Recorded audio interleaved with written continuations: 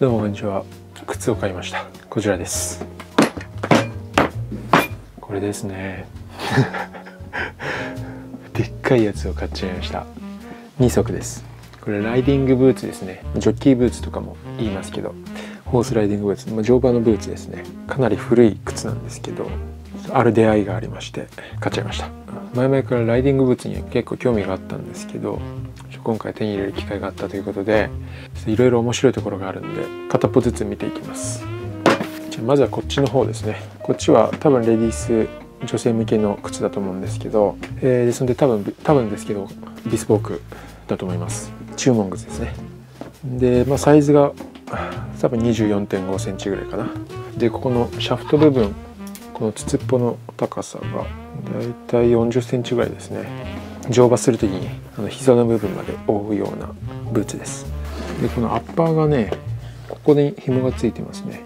他の部分は全く紐とかね、ジッパーとかないんですけど、ここだけですね。ライディングブーツ結構この筒っぽなんで、こう足を入れて最後足を入れられるようにフィッティングできるためにここに紐がついてて、ここ解くとここがこう開く感じですね。ここだけがちょっと開く。一応これで足入れはできる。甲の部分を押さえてフィッティングができると。で、この底付けを見るとこれ面白いんですけど、こうポツポツなんか見えてますね。これ出し縫いじゃなくて、糸じゃなくて木釘ですね。ウッドネイル。この底全体をウッドネイルをこう打ち込んで留めてる製法ですね。かなりソールの形状が美しいですね。ウェルトの方は糸は見えてないんですけど、これギザギザが飾りで入ってますね。で、なんかここがね、ここだけちょっと片押しレザーみたいな感じになってるんですけど、多分わかんないですけど、おそらくこの辺のなんかよくわかんない感じ、この辺の縫い目の感じからして、多分これ修理で付け足された革だと思いますね。結構古い靴なんで、革の状態も結構こんな感じでね、傷もありクラックもあり、履ける状態ではないんですけど、靴作りの参考資料として、あとコレクションとして買いました。で、これが1個でもう1足、よいしょ、重いんですよ。重い理由はまた後でしっかり見ていくんですけど、こっちの靴はね、多分紳士物ですね。サイズが 25.5 から26センチぐらいで、さっきのに比べるとかなりよりシンプルなアッパーになってて、ここにね、紐とかも何もないです。っていうか、どこにも紐とかなくて、本当にただの筒です。で、最後ここの履き口の部分にベルトがちょっとついてる感じです。で、さっきのと違ってこっちはね、出し縫いがかかってますね。アウトソールはこの糸で留まってます。かなり出し縫いも細かくて、これは手縫いのアウトステッチですね。2ミリ間隔ぐらいですかね。で、ここスキンステッチしてますね。革の裏から革の中、断面を縫って縫い目を見せないやつがここにされてます。こっちの革の質感ももう到底履けるような状況ではないんですけど、なんか博物館にあるような迫力のある雰囲気ですね。で、この靴を買った理由は、その靴作りの参考にしたいっていう、その靴本体を見たいっていうのももちろんあったんですけど、もう同じぐらいメインなのがここに入ってるね、このシューツリーですね。これどっちもシューツリー付きで買ったんですけど、ここにこの靴の形状を維持するための木が入ってるんですよ。単靴だと木が立ってこんなもんなので、それと同じような大きさのシューツリーを入れるんですけど、ライディングブーツってふくらはぎまで作ってあるんで、この部分に木型があるんですよね。で、それと同じ形のシューツリーも入ってるんですよ。このシューツリーが重さの原因なんですけど、このシューツリーの形状が気になって、というよりライディングブーツの木型の形状がすごい前から実物を見てみたくて、その部分が結構大きくて買いました。で、それぞれどっちも違う形状のね、ツリーが入ってるんで、ちょっと見ていきます。まずはこっちのレディースブーツの方は、こんなね、木の取っ手がついてますね。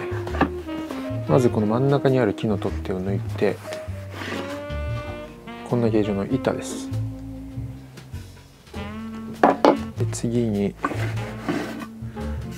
これと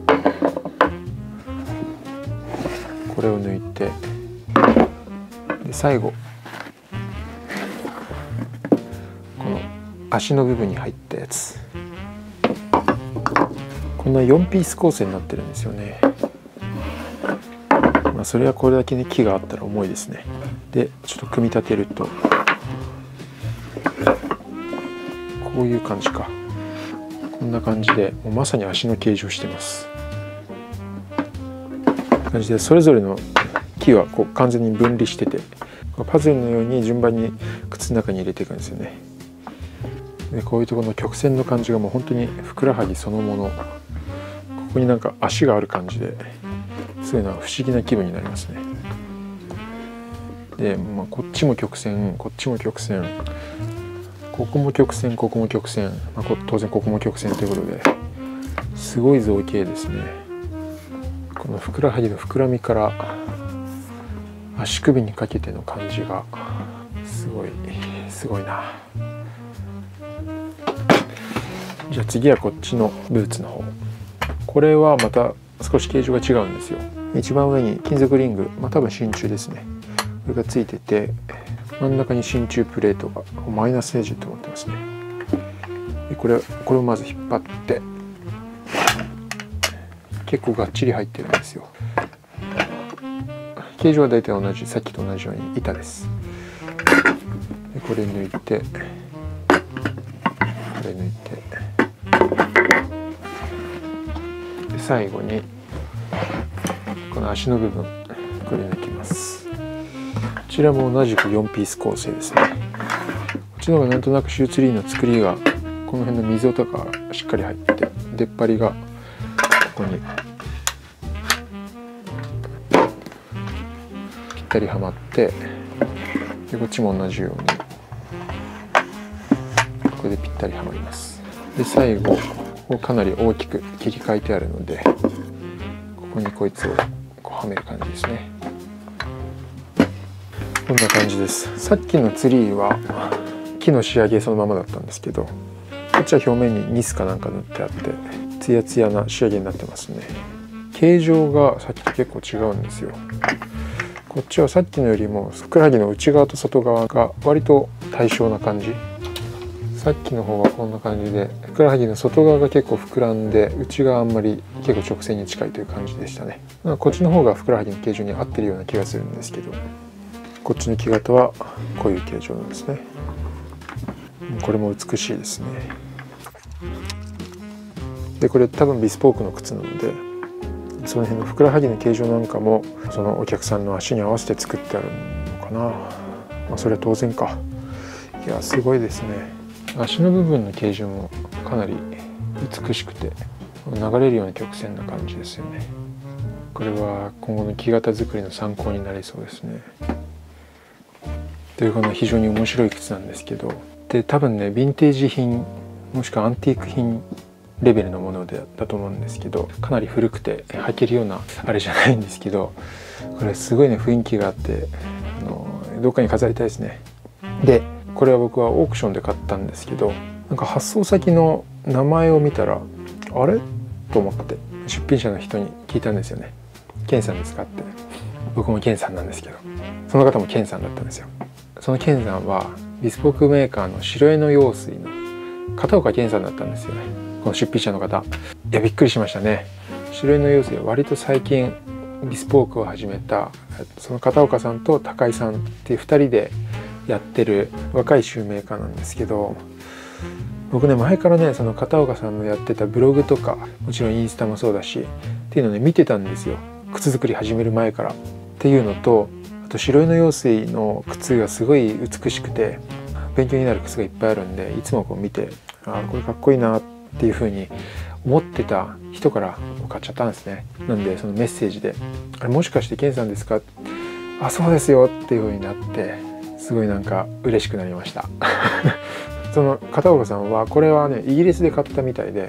その白江の用水のケンさんがイギリスで買ったものを僕が森潤のケンが買うという、なんとも僕としてはこの靴との出会いもそうだし、その白江の用水のケンさんとの出会いっていうところもね嬉しかったですね。実は前からこの人ケンって言うんだっていうのは思ってまして、年齢も割と近いということで親近感は感じてましたって言ったら、白江の用水のケンさんも親近感感じてましたって言ってくれて、いやなんかいいですね。なんか今後ねつながりができるとすごいワクワク嬉しいんですけどね。引き続き白根用水の靴の画像をガン見して、もう学べるものは学び尽くしたいと思いますすいません。白根用水のお二人も最近 YouTube を始められたみたいで、靴工房の日常みたいな材料買いに行くとか革が届いたとかね、そんなことを動画にされてるんで、よかったら見てみてください。ちょっと勝手にですけどリンク貼っておきますんで、あとインスタグラムはねぜひ見てほしいです。すごい美しい靴がたくさん並んでます。ということでライディングブーツ2足の紹介と白江の用水片岡さんとのストーリーでしたまた機会があればぜひよろしくお願いします。ということでまた次の動画でお会いしましょう。